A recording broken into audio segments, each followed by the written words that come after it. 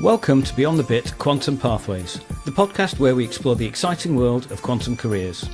I'm Amir Rasool, your host, here to bring you inspiring stories from industry pioneers, researchers and innovators who are shaping the future. Whether you're a career changer, a curious mind, or an aspiring quantum professional, this is your gateway to discovering opportunities in this groundbreaking field. Today we have a remarkable guest whose journey is nothing short of inspiring. Cierra is a deep tech journalist and analyst at the Quantum Insider. She's also the visionary founder of Universum Labs and the brilliant author behind the Daily Qubit. Cierra's story is one of relentless pursuit and transformation. From overcoming challenges in university physics to pioneering quantum computing accessibility, her journey is a testament to embracing the unknown and pushing boundaries. With a background in software development and a passion for making complex technologies comprehensible to all, Cierra's work is at the forefront of democratizing quantum computing. As the founder of Universum Labs, Cierra is on a mission to revolutionize how we access and understand quantum computing. Through initiatives like the Daily Qubit newsletter and the upcoming Universum Labs platform, she's breaking down barriers to scientific discovery and empowering individuals to shape our collective future. Recorded earlier this year, this episode captures Cierra's vision and recent accomplishments. Recently, Cierra has been recognized as a finalist for the Phantom Leap Quantum Rising Star Award at the 2025 Quantum Innovation Summit.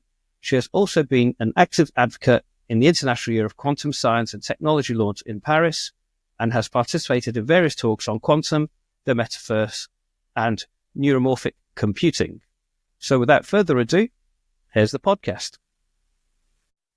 Hi, Cierra. Thanks for joining me. Wonderful to have you on the podcast. Very interested to hear your insights. Awesome. Thanks for having me on the podcast. I'm excited to share the journey. Fantastic. So I already given our listeners a bit of an intro to you, so they understand where you're coming from, etc. And this is all about educating people who don't know much about quantum, how they can get into the field, what your outlook on the field is, how you got into the field, so on and so forth.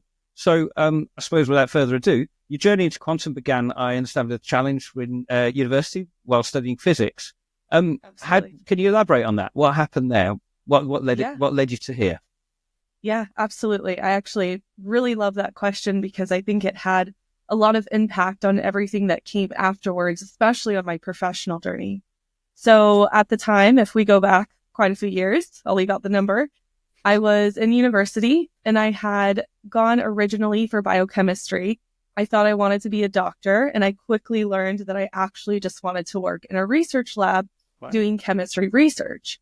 So I had been lucky enough to receive a scholarship as a freshman to do research in a graduate lab. And I had the opportunity to work on a project that was funded by the Department of Defense. And our goal was to figure out different techniques to detect degradation products of nerve agents in clandestine laboratory type environments. So It felt very big and very important. And as a freshman who was really excited about being at university, I just felt on top of the world. And then physics really, really brought me down back to reality. So I took my first physics course. And up until that point, I had been your A student. And I feel like my personality up until that point was based on I do well at school, and that's who I am as a person. And physics taught me that I was really great at memorization, but I had a lot to learn in terms of critical thinking, which is essentially all of physics. Yeah. So I failed miserably. And at the time, it was really, really terrible for me. I thought it was the end of the world, essentially. I can imagine, yeah. Yeah. Well, I've been there myself, actually. So, yeah. Failure's hard. Failure's really hard. Great learning curve, though. Absolutely. Yeah. I learned a lot from it. And it took time. So about a year later, I thought, okay, the only way I can recover from this pain that physics has brought me is to go after it again and prove that I'm capable of overcoming this barrier.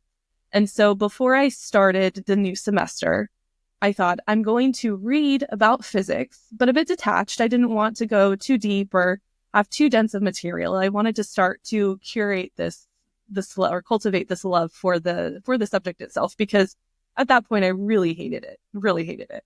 So I had picked up a book, The Grand Design by Stephen Hawking, and it's not super physics. There's not a lot of physics in there, but it talked a lot about essentially, it really sparked this passion in me for discovery, because there was this analogy that he made in that book about how we could be very similar to goldfish in a bowl. And we think that the universe appears curved and that the figures on the other side of the bowl are blurry. But if we actually understood reality, it would look a lot different. And that started me, like, I really started thinking about how different reality could be, or what the universe is actually like. And it sounded amazing that there were actual people out there working in labs and uncovering these fundamental pieces of the universe. And I thought, okay, I want to do that. And I think that physics is very involved in that. So, okay. And then I had picked up Surely You're Joking, Mr. Feynman, which was a book of essentially memoirs by Richard Feynman. Mm-hmm. And the way that he spoke, which was not dense, it was not poetic, it was rather a bit rough around the edges, but also very simple to understand. And he was a very interesting person. He played the bongos. He liked to figure out how to pick locks. He was humorous. He was essentially everything that I didn't equate to a physicist. And so I think that combination of, I want to discover the universe, and you can be anyone. You could be anyone and be able to do physics. I think those things combined really pushed me forward to take the next step. And so I ended up completing physics, and I ended up in a physics research lab as an undergraduate. And I had this really romantic idea of what it meant to be a scientist and a physicist. And I wanted to uncover the universe. And my first project was to take remote data from the Large Hadron Collider at CERN, and to analyze it for evidence of supersymmetry, which sounds really awesome on paper. Mm-hmm. But when I actually got to the office of the physicist, there wasn't hardware, like we weren't doing these really mind-blowing experiments. He told me he wanted me to learn how to program, and he wanted me to understand data analysis. And he also wanted me to understand how to dual boot Linux on my laptop and work from the command terminal. And up until that point, my computer literacy could be summed up as I knew how to work with word processors. So this was a very extreme challenge for me. And in doing this project, at the time it felt small, but it actually impacted the rest of my journey, because I had to teach myself how to program, and I had to find my own resources to give myself this new skill. And what I actually learned, and something that we've touched on before, is that data analysis is actually a really big part of being a scientist. Yeah. And so those data analysis skills would come back later when I was a solutions engineer at a data science company. So a long way to say that initial failure that felt really large and terrible actually impacted my professional journey in a really important way, because it taught me invaluable skills that I couldn't have learned elsewhere. That's amazing. I mean, physics is so daunting, and a lot of people, I mean, me included, I studied sciences at school, but I got turned off, so I went to the arts and ended up doing a law degree and so on, because I couldn't quite get my head around it. But it sounds to me that the work that you did really opened your mind. And I think it is that my mind has since been open, because I did similar to you, kind of committed to it. But once that sort of penny clicks and you start thinking in a different perspective, all of a sudden you're like, oh, okay. Yeah, fantastic. The one bit that gets me is the computing, the programming languages that I instantly, I was like, oh, okay. But so fantastic. So amazing. So tell me what happened from then, because obviously you then went on to found Universum Labs. Yeah, so it was a very long journey. So I actually did not complete my bachelor's degree. And that's also a big part of my story, I feel. And I think it's important for people to understand that, is that it feels like an industry where you need to have some really impressive degrees in formal education, and those can be very helpful. I'm not saying they're not, but it's not a requirement if it's not within your means to do so. And so I was not able to complete my bachelor's due to personal familial reasons. And so my first career was as a store manager at Starbucks. And then while I worked there, I learned some very invaluable skills within leadership and communication and working with lots of different people. And I was really happy with most aspects of my job, but I always felt that something was missing because science and technology were such a big part of who I was as a person and what I wanted to do. And so I thought back to that experience of I've taught myself basic skills I knew a little bit of Python and I knew a little bit of data analysis, and I was able to dual boot my laptop. Granted, it was never the same. I don't think I did it right. But I realized that I was capable of teaching myself skills that I could use in a career. And so I started using my nights and my weekends. And of course, at the time I had a young child, so I also had to work around that schedule. And I would just teach myself different skills. And I actually did some digital marketing freelance work, and I did some programming freelance work. And so over time, I accumulated a rather a diverse skill set within the tech domain. Granted, it was very amateur, but it was something. Mm-hmm. And I was able to move to a SaaS company as a payroll specialist, which, while not directly technical, I did have access to the opportunity to get more technical. So I went in and I did that role to the best of my ability. And when there was an opportunity for a new product implementation specialist to also help with IT, I was able to move into that role. And so then I was able to do this hybrid IT support product implementation, which was incredible because I actually felt like I was doing technology. I was in technology. So that was great. And so then I continued down that path of I taught myself more skills within data analysis, and I ended up as a solutions engineer at a data science company. Mm-hmm. I left that company in August of 2023 because I had made it to this, I had engineer in my title. I'd made it to this great company with lots of opportunity, but I still felt that something was missing. And I realized that for me as a person, until I got back to the science, until I got back to physics, I don't think I was ever going to feel fulfilled. I wanted to contribute to the study of physics and the study of our world, and I wanted to have meaningful contributions there. So I quit my job, and I then spent a year unemployed because the job market was really tough at the time. Really tough, yeah. Really tough. And so I went from, I'm going to find a company where I can do science to, I need to find a company, just any company at this point.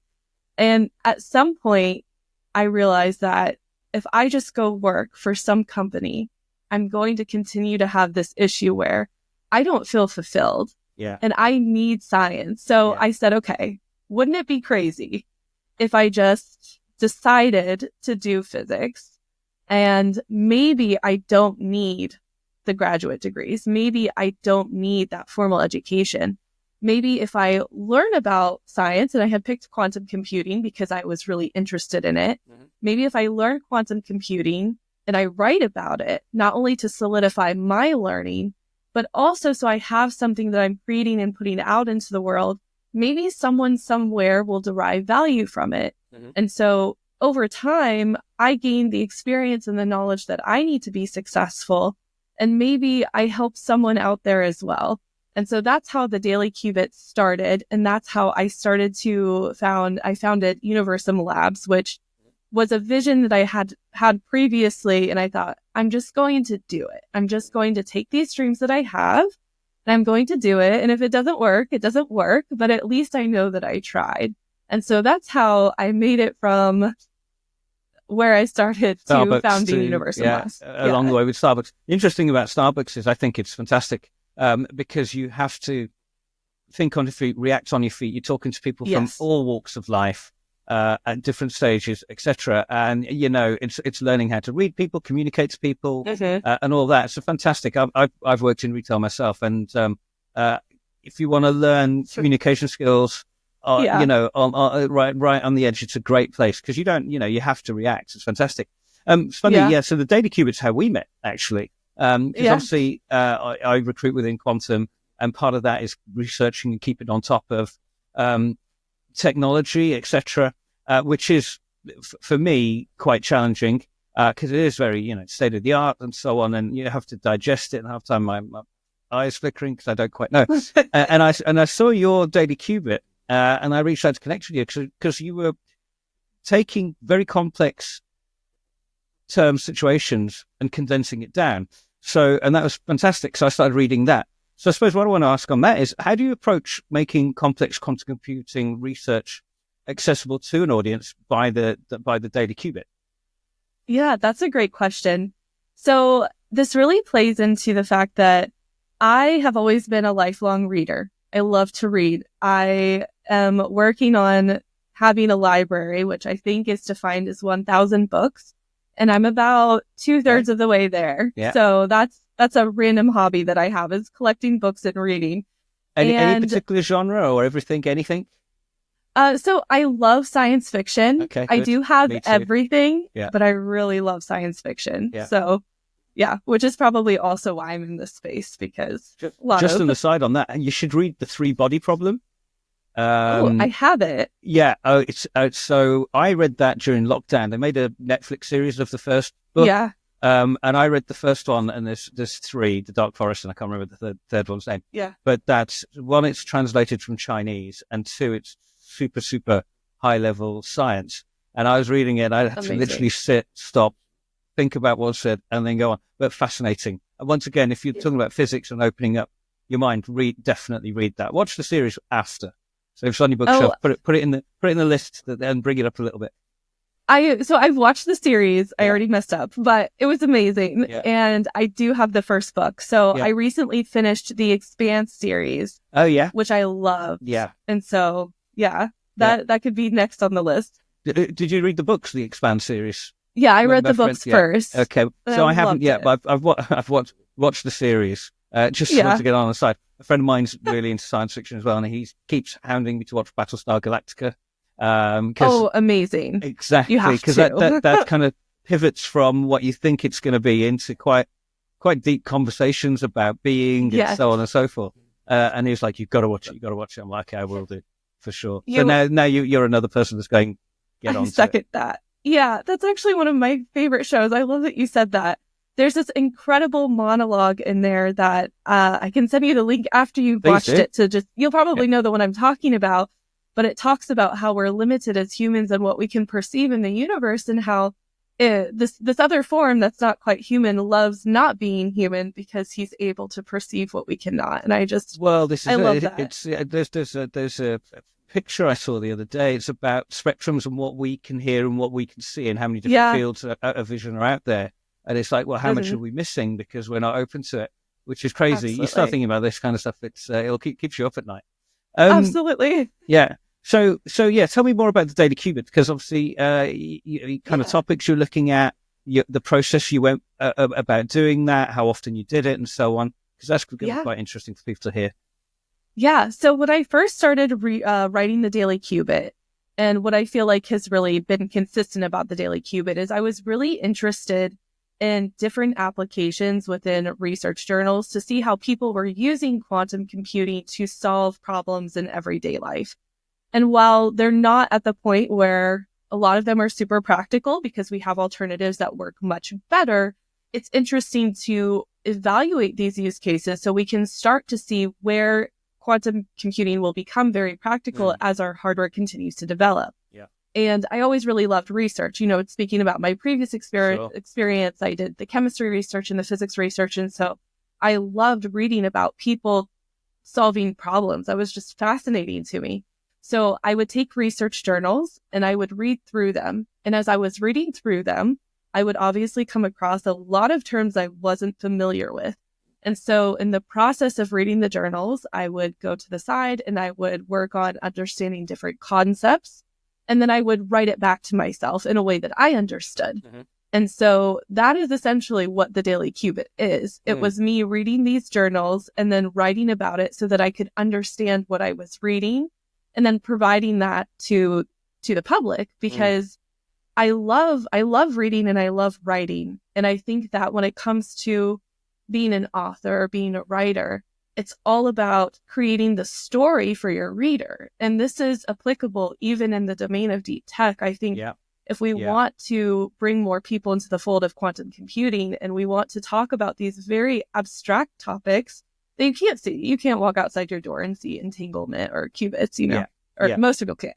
Then I want to be able to recreate it for them and make it more of a visceral experience than just some really difficult to understand concept. So Well, like I that is said, the process. that's how we met, because it Yeah. distilled some really complex and up to date topics which were out there, and you can read lots. You did all the reading for me and literally said, "Amir, this is what this means. This is what this means. This is what's happening with this company. This is what's happening with this company," and it's fantastic Love that. because and a lot of my knowledge came from that, and that's when we I first love that spoke. so much. No, I really, honestly. And when we first spoke, and I was like, and that's why I want to have a chat with you, because I was curious. I was like, who's the person behind this? What was the motivation, and so on? And here we are today, which is fantastic. Yeah. So how long did you do the Daily Qubit for? So I started in March of last year. It was around the last week of March. And the Daily Qubit has not been sent out in a few weeks, but that's because we're actually working on something within the Quantum Insider to really revamp the newsletter and concentrate on the value that it's providing.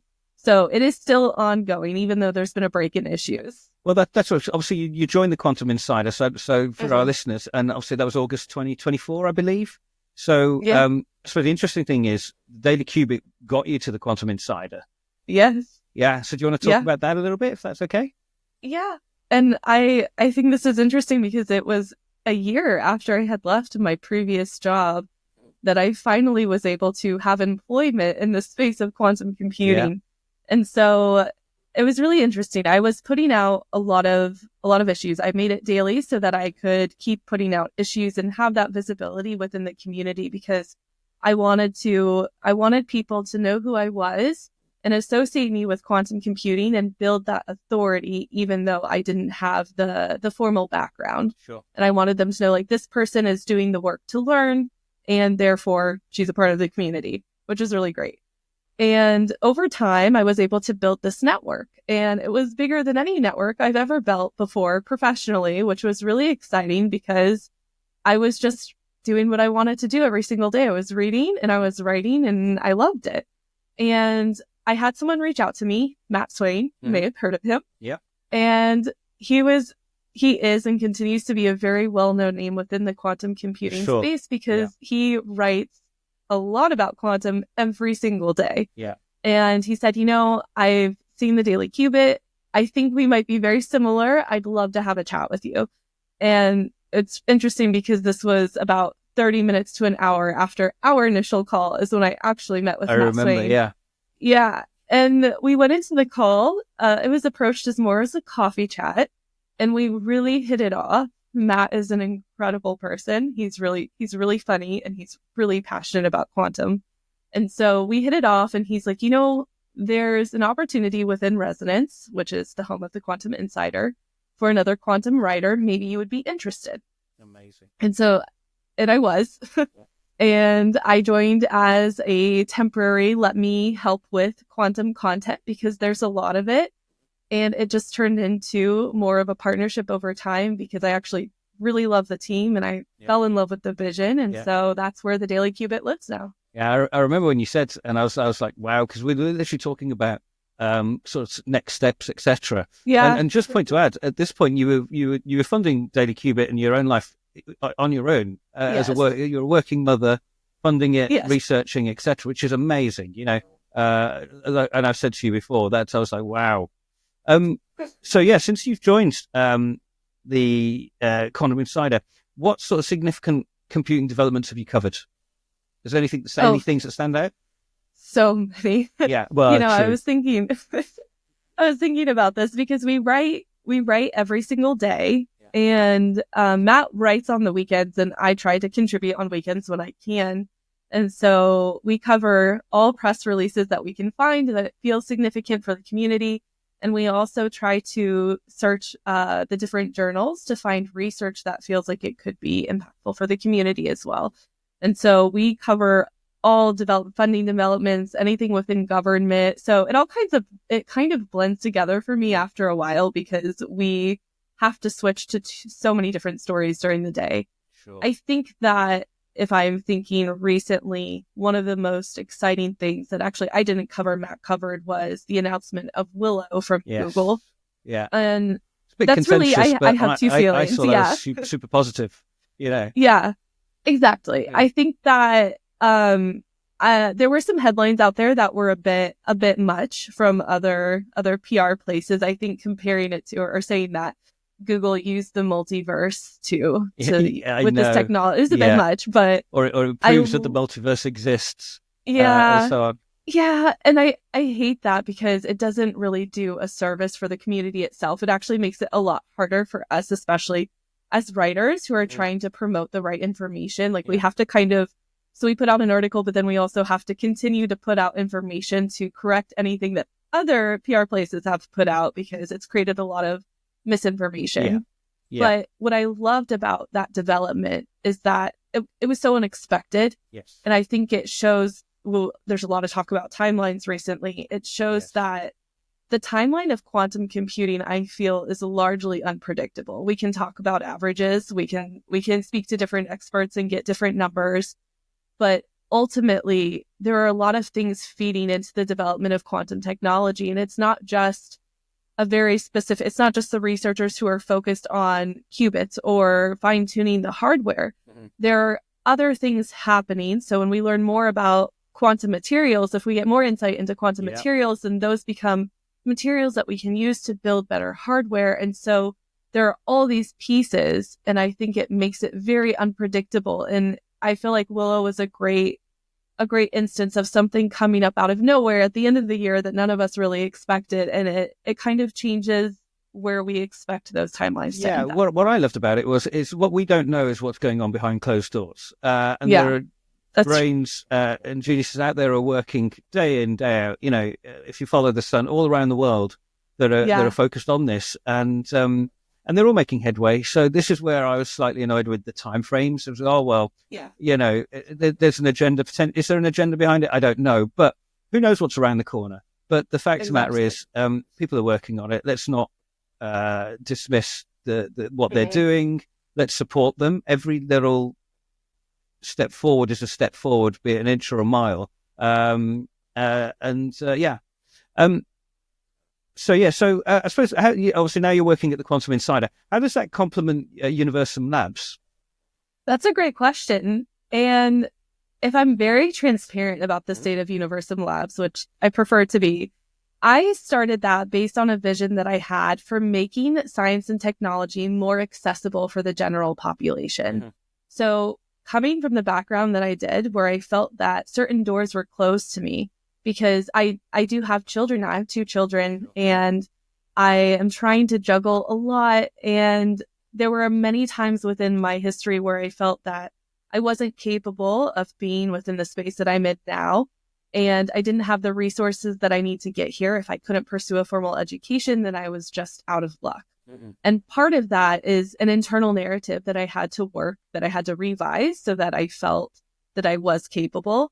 And then part of that is I feel very deeply that we need resources for people to use so that they can enter into science and technology at any point within their life, regardless of their background, because science is for everybody. I think that this comes back to my love of I want to understand the universe. And I feel that through understanding the universe, I feel that we as humans can be more deeply fulfilled, because I think that I feel very strongly that the purpose of humans, like discovery, is everything for us. Like that, feeding that curiosity and discovery is really important.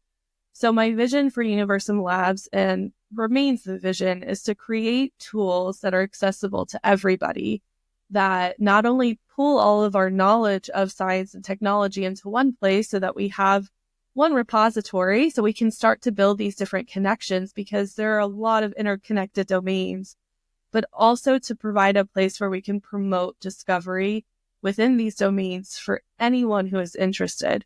And so when I think more about the accessibility piece, I start to question whether or not I want Universum Labs to be a business or if I want it just to be a repository of tools. And so right now I'm working through what that looks like. And when it comes to the Quantum Insider, there I'm more focused on, or we're more focused on how can we provide the intelligence, the data intelligence between all the things that are happening within the quantum industry to the quantum community.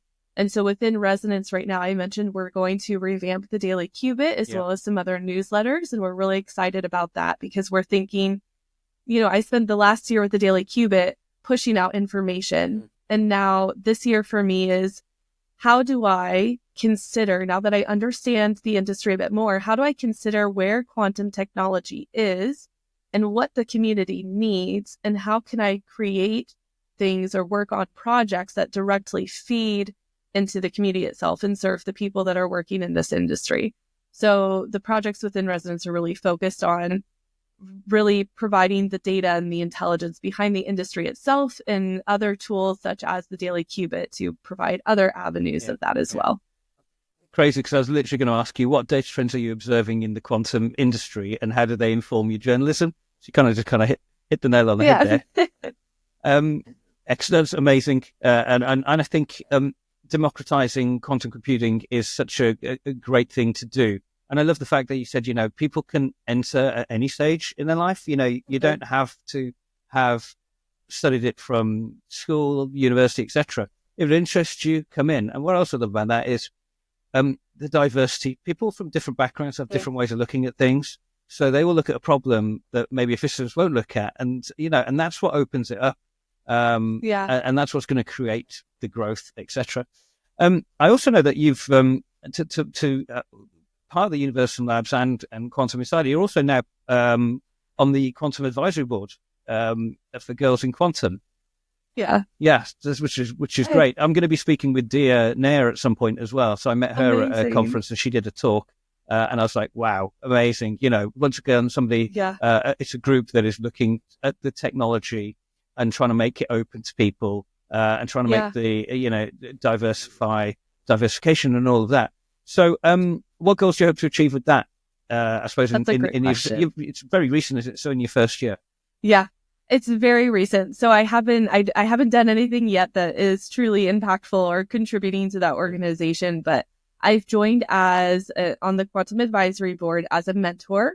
And so what that entails is that I will be available for those who are looking at quantum, how they get into quantum, how they pursue careers in quantum, and I'll be there to help them with that journey as needed. So I'm really excited about that. I'm excited to have that opportunity with them because it's so near and dear to my heart as a woman who was in physics and pursued quantum computing. As a mother, I have 2 daughters, one that's really interested in computer science herself. So I really hope to be able to provide my journey and my experience as a testament to the fact that it does not matter who you are, where you came from.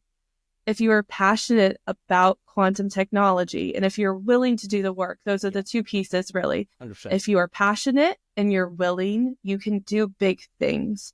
And so I hope that by providing my journey, I hope that someone hears it and is able to say, oh, if she can do it, I can do it. Well, this is why I wanted to talk to you, because you've told me, and I was like, wow. And I was like, we've got to get this message out there to people who are sitting there thinking, oh, maybe I don't, maybe I can't, they don't have the confidence. I no, but it is passion application. The 2 go hand in hand. You can have that passion, but if you don't apply yourself, you're going to come a cropper. Now, obviously, that you've talked about your background, and it's quite varied. Do you have an idea of where you see your career going or is it just literally let's take it 1 year at a time? Or That's a great question. I've always really prided myself on being a person who plans very meticulously. I love a good plan. I love my Google Calendar. I absolutely need it. But what I've also found is that in general, life is fairly unpredictable and you never know what opportunities are going to come your way. And so I've kind of switched to this mentality of I know what I want to work on and I know the people that I want to work with. And so I'm going to continue to do those things and let it unfold the way it unfolds. I think as long as I'm focused on providing value, I don't just want to work, or I don't just want to write anything to write anything. I very specifically want to consider the community and what it needs, and I want to create some sort of solution. So I think I have a very general answer to that. I just hope to be doing something valuable within 5 years or to continue this trajectory because I'm honestly very fulfilled in doing it. And I love all the organizations I get to be a part of. So if I get to keep doing that, that's awesome. Yeah. On that note, you recently went to Expanse, didn't you? I did. It was incredible. Yeah. That's amazing. Thank you. That was my first time out of the country, which feels very odd to say, but it was, from the time I stepped off the plane, it felt like a dream. It really felt like a dream. And as someone who loves science and who loves science fiction, especially, to walk into this very visceral experience. Just for people who don't know, what is Expanse? Beautiful. Oh, so it's very specifically not a conference. It's a convening of people who are very passionate about driving forward sustainable and positive applications of science and technology for the benefit of society. And there were a lot of incredible speakers. There were Nobel laureates, Roger Penrose. Sometimes I call him Richard Penrose, and that's not right because I love Richard Feynman. But Roger Penrose was actually there virtually, and we got to hear about his discussion on quantum and consciousness, which honestly brought tears to my eyes because I love all the work that he's done. Yeah. And it was everything was so beautiful, and it was meant to be a very hands-on, immersive experience, getting to hear from all these people who are doing big things in science and technology. And it really served to reiterate that if you're here and you're willing to do the work, amazing things can happen. Yeah. So exactly. And for you, I think it's just actually, you know what? This is real. This is, all the work that you'd put in at home, all the research, all the effort that you'd put in, and then obviously got you to the Quantum Insider, which then got you to Expanse, which is phenomenal. That's testament to you. And what I want people to take from that is, you create your own road, you create your own journey. Yes, you do. But you've got to put the work in. You've got to put the legwork in. But at the same time, look, it's open to anybody. It's one thing I love about the quantum computing industry. Everybody's so free and open and friendly, and we're all kind of rowing in the same direction, which is great. Fantastic. So I was going to talk about milestones, but we've kind of covered that. I suppose after having come from Expanse and obviously with the research you're doing, what can you share any insights on the current state of quantum right now? Is there anything that you'd like to talk about? Interesting. So that one's always so tough for me because there's so much going. It's such a loaded question, isn't it? There's so much going on. Yeah. There's a lot going on in quantum. That's what I can tell you. There's a lot going on in quantum. I think that we're starting to see a lot of applications move forward within. I think quantum sensing and quantum communication is becoming significantly more practical and more feasible, and quantum computing remains a bit of a question mark on when we're going to see that definitive answer. And a lot of the research that's happening within quantum information science is feeding into other domains. So for instance, we talked about quantum materials are starting to see more insights based on the work we've done for quantum information science. And then that itself feeds back into hardware for quantum computing, which is really interesting. And then I've seen different ways that we can use quantum sensors to detect gravitational waves and how that could potentially help us unify the theory of physics. And I think that it's a many body problem in itself. I think really is the state of quantum technology right now. It's exciting though. There's a lot of opportunity. There's a lot of stones that are not turned yet. And so, there's a lot of momentum. There's momentum and there's opportunity. That's the state of quantum technology. 100%. That's why when we've touched upon it, I'm not going to go into it here because it's not the forum for it, but where people kind of talk about timeframes, etc., it creates a negative. It's like, actually, you know what? There's so much going on all over the world, which is just fascinating. It's a great area and a great area for people to get into.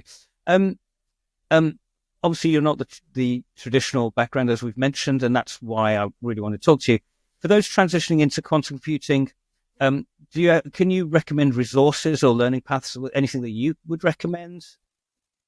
Yeah, that's a great question. So I think as far as resources and learning paths, I think it's important for whoever the learner is to determine what is most sustainable for them, what is a format that they enjoy. So I love reading, but reading's not for everybody. but that's okay because there are a lot of videos and different tutorials, often provided by IBM is a really big one, actually. They have a lot of tutorials and videos for Qiskit, and so I think that's really useful.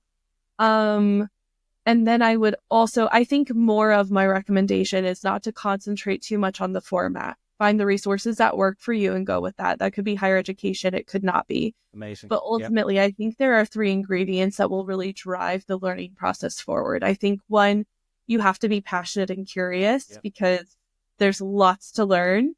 I think 2, you have to be consistent and disciplined. So if you want to really learn and comprehend a thing like quantum technology, you have to understand that there are lots of moving parts. There are lots of complex pieces. And to be able to stick with your plan, whatever it is, every single day, breaks when you need them. Like I said, the Daily Qubit that we're coming up on a year, almost a year. It was 10 months of writing and about 6 months before I saw like actual traction. And I think, I've been reading about quantum computing very intentionally for a year. And I feel that what I know is so trivial compared to what is known. Yeah. And so then the third piece of this would be patience and understanding that it will come over a long timeline. So you need to be passionate, you need to be consistent, and you need to be patient. Yeah. There's a quote which I'm just going to paraphrase. It said that if you want to write a book, pick up a pen, get some paper, and start. Doesn't matter, what it's, but just start. That's the key. Just start. I think that's a great way to kind of sum up our conversation. For people to reach out to you or the Quantum Insider, how could they go about doing that? Yeah. So I would say LinkedIn is probably where we're most active, both the Quantum Insider and myself. I'm often on there scrolling for news because companies post a lot of news in there. So you can find me on LinkedIn. You could also reach me at an email, which is Cierra.Choucair@universumlabs.com. And then you could also reach any of us at the Quantum Insider through the Quantum Insider page. We're always very active within the community. So I'm hoping to expand my social reach at some point this year, but that always kind of takes you're going to have to try and find the time. That's the key, really. But fantastic. Cierra, look, I've thoroughly enjoyed this, and I hope our listeners have as well. I'm really excited to see what you do in 2025 compared to what you did in 2024. And hopefully we'll get to chat again in a few months' time just to get an update and go from there. I would love that. I can't wait. Fantastic. Cierra, thank you very much. Brilliant talking to you. And I will hopefully speak to you again very, very soon. Take care. Thank you. Bye. And that's a wrap on today's quantum adventure. We hope you enjoyed the show. Please subscribe, share it with a fellow quantum enthusiast, and leave us a review. It helps us reach much more curious minds. If you have any questions or feedback, please reach out at beyondthebit.quantum@gmail.com. Stay tuned for more exciting explorations into the world of quantum careers. You won't want to miss what's coming next. Until then, keep exploring the quantum possibilities. Welcome to Beyond the Bit Quantum Pathways, the podcast where we explore the